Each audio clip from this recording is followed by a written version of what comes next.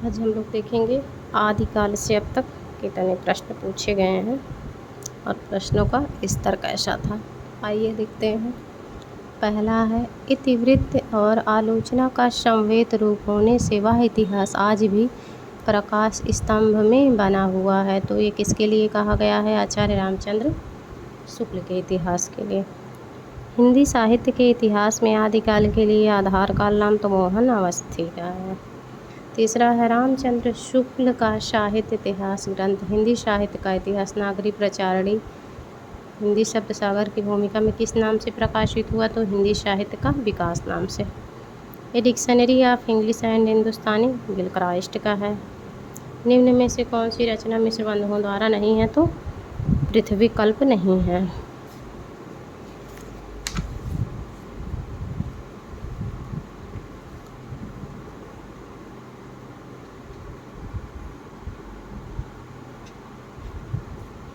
आगे देखते हैं। एशियाटिक सोसाइटी ऑफ बंगाल की पत्रिका के विशेषांक रूप में निकलने वाला हिंदी साहित्य का इतिहास तो ये the modern vernacular literature of Hindustan है। आगे देखते हैं। हिंदी काव्य धारा किसने लिखा? राहुल शांकृत्यायन का है। इनमें से किसने अपने हिंदी साहित्य इतिहास आदिकाल को संधि चारण काल तो संधि चारणकार राम कुमार वर्मा ने कहा।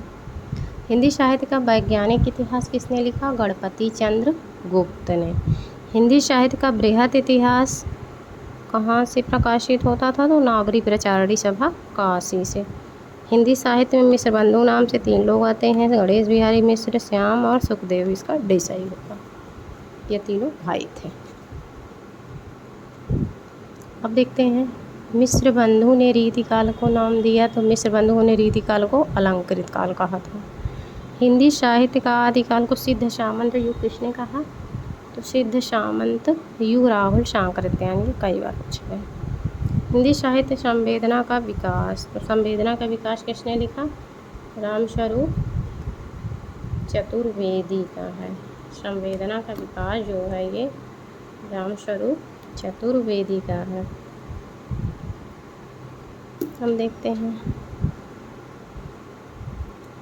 नागरी प्रचारणी सभा काशी द्वारा प्रकाशित हिंदी साहित्य का बृहद इतिहास का प्रथम भाग का शीर्षक मतलब नाम क्या था? तो हिंदी साहित्य की पीठिका। इसमें असंगत युग्म बताना है। हिंदी साहित्य का दूसरा इतिहास बच्चन, ये सही है। हिंदी साहित्य का 20वीं शताब्दी ये नंद दुलारे वाजपेयी का है, यही गलत होगा।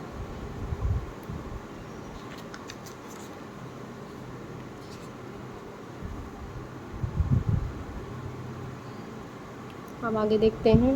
काल प्रवृत्ति का निर्णय प्राप्त ग्रंथों की संख्या द्वारा सही निर्णीत हो सकता है, बल्कि उस काल की मुख्य प्रेरणादायक वस्तु के आधार पर ही हो सकता है। कथन किसका है? तो ये है हजारी प्रसाद द्विवेदी का है। फिर है, कौन सा विवरण सही नहीं है?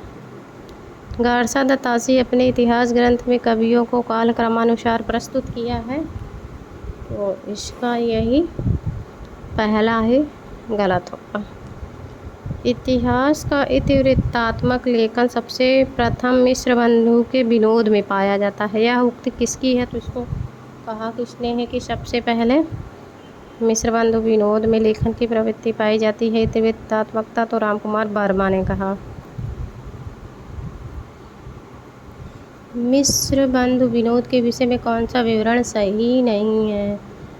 तो इसमें अनेक कवि जो अज्ञात थे प्रकाश में लाए गए, ये भी सही है।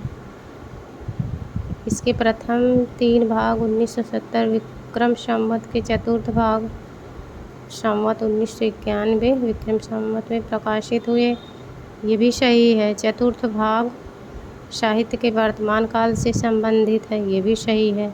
इसके चारों भागों में लगभग 3000 कवि, तो 3000 यही गलत है। 5000 कवियों का वर्णन मिलता है। हिंदुस्तानी को सर्वप्रथम हिंदी किस विद्वान ने कहा? गिलक्राइस्ट। हिंदी साहित्य का आलोचनात्मक इतिहास किसने लिखा? तो आलोचनात्मक इतिहास राम कुमार वर्मा। देखते हैं। कथन है, मैं इस्लाम के महत्व को नहीं भूल रहा हूँ, लेकिन जोर देकर कहना चाहता हूँ कि अगर इस्लाम ना आया होता तो इस साहित्य का 12 आना वैसे होता जैसे आज है। तो ये 12 आने वाली बात भी हजारी प्रसाद ने की थी। रीति को सर्वप्रथम श्रृंगार काल नाम रखने का सुझाव किसने दिया था? तो सुझाव दिया था रामचंद्र शुक्ल ने। रीति काल को सर्वप्रथम श्रृंगार काल कहने का सुझाव रामचंद्र शुक्ल ने दिया था, क्योंकि उन्होंने अपने हिंदी साहित्य के इतिहास में कहा कि रीति काल को कोई श्रृंगार काल कहे तो कह सकता है। और इसका ऑप्शन विश्वनाथ पेपर में माना था आयोग द्वारा।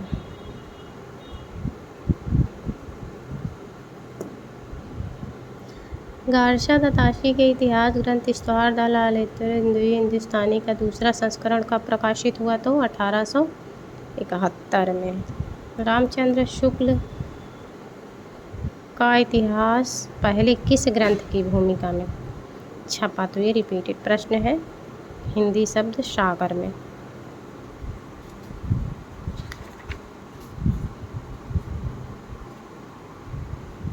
आगे देखते हैं।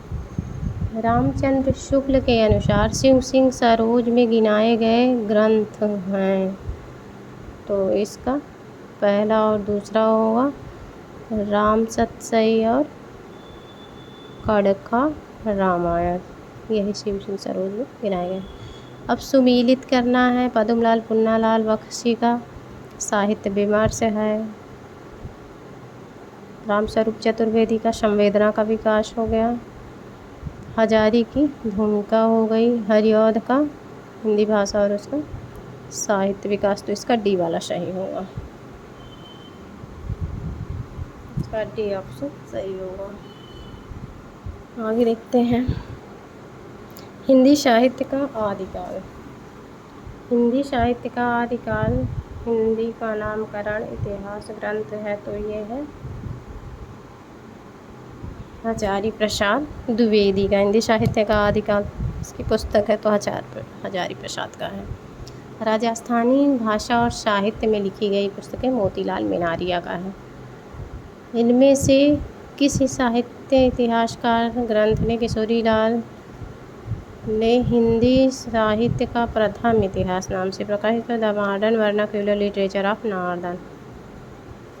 आचार्य रामचंद्र शुक्ल ने रीतिकाल का समय माना तो 1700 से 1900 विक्रम संवत। निम्न में से किसने हिंदी साहित्य का इतिहास नहीं लिखा? तो नहीं किसने लिखा? रामकुमार वर्मा ने लिखा, हजारी ने भी लिखा, लक्ष्मी सागर ने भी लिखा, नगेंद्र ने नहीं लिखा। इन्होंने संपादन किया था। नगेंद्र ने संपादन किया था। अब आगे देखते हैं। किस इतिहास लेखक ने अपने इतिहास ग्रंथ में लगभग 5000 कवियों का विवरण है? तो मिश्रबंधु है। आचार्य रामचंद्र शुक्ल के इतिहास ग्रंथ में कालों का नामकरण का आधार क्या रहा? तो युग प्रवृत्ति। इतिहास लेखन की सबसे विकसित पद्धति तो विधेयवादी है शुक्ल की। हिंदी साहित्य का इतिहास दर्शन नलिन विलोचन शर्मा का है। हिंदी साहित्य का इतिहास नलिन विलोचन शर्मा का है। हम देखते हैं। भारतीय साहित्य की भूमिका के लेखक हैं, तो भारतीय साहित्य की भूमिका रामविलास शर्मा। इनमें से किस साहित्य इतिहासकार ने इतिहास ग्रंथ में हिंदी के गद्य साहित्य को गद्य का आविर्भाव कहा, गद्य का प्रवर्तन कहा? तो गद्य का प्रसार, गद्य के वर्तमान गति, ये सब शुक्ल जी का है। हिंदी साहित्य के उत्तर मध्यकाल को कलाकाल कहने वाले रमाशंकर शुक्ल रसाल हैं। The modern vernacular literature of Hindustan के लेखक जॉर्ज ग्रियर्सन, इसका पहला सही होगा।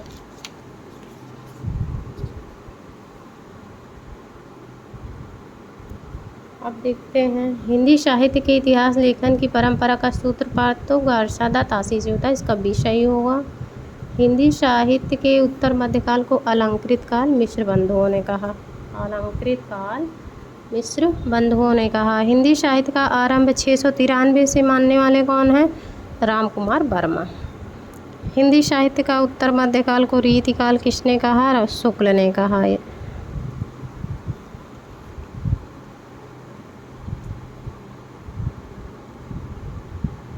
हिंदी साहित्य के उत्तर मध्यकाल को रीतिकाल शुक्ल ने कहा।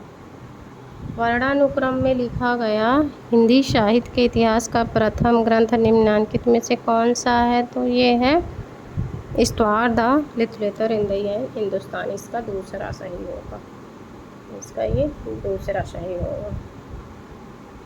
आगे देखते हैं। डॉक्टर गणपति चंद्र गुप्त के अनुसार,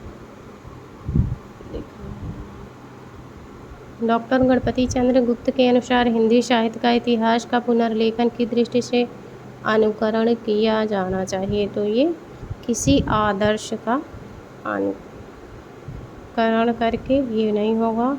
पाश्चात्य इतिहास को आधार मानकर ये भी पश्चिम के किसी सिद्धांत विशेष के आधार पर, ये भी नहीं। स्वतंत्र, तटस्थ एवं संतुलित दृष्टि से, ये इसका सही होगा सी ऑप्शन।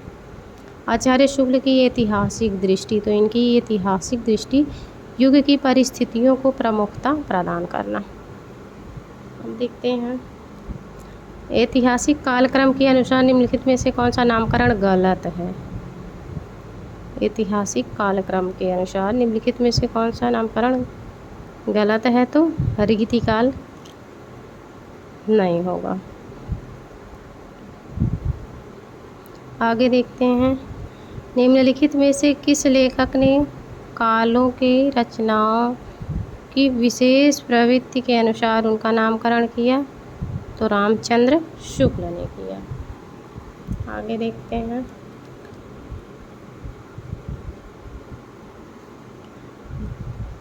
निम्नलिखित में से क्या हिंदी साहित्य इतिहास लेखन का आधार या स्रोत नहीं हो सकता? तो इसमें नहीं पूछा गया है, तो रचनाओं का मौखिक उल्लेख ये लिखित में नहीं आएगा, तो यही नहीं होगा। निम्नलिखित में से कौन सी पुस्तक आचार्य हजारी प्रसाद द्विवेदी की नहीं है? तो आदिकाल भी है, हिंदी साहित्य की भूमिका है, हिंदी साहित्य का उद्भव और विकास भी है, और हिंदी साहित्य की आलोचना ये नहीं है। आचार्य रामचंद्र शुक्ल के अनुसार आदिकाल का समय, तो शुक्ल के अनुसार आदिकाल का समय 1050 से 1375 विक्रमी संवत, 1375 विक्रमी संवत यही होगा। अगला देखते हैं। History the literature in the Hindustani नामक ग्रंथ किस भाषा में लिखा गया? तो ये फ्रेंच भाषा में लिखा गया। इसकी भाषा जो थी वो फ्रेंच है। अब सूची का ये मिलान करना है। सिद्ध सामंत, तो राहुल सांकृत्यायन, राहुल सीधे साधे। चारण काल, चरणों में गिरे गृहस्थ। आदिकाल, आदि हजारी हो गए। और प्रारंभिक काल ये जो है मिस्र बंधु। तो इसका सूची में सी होगा। आगे देखते हैं। हिंदी के प्रारंभिक काल को आदिकाल नाम किसने दिया?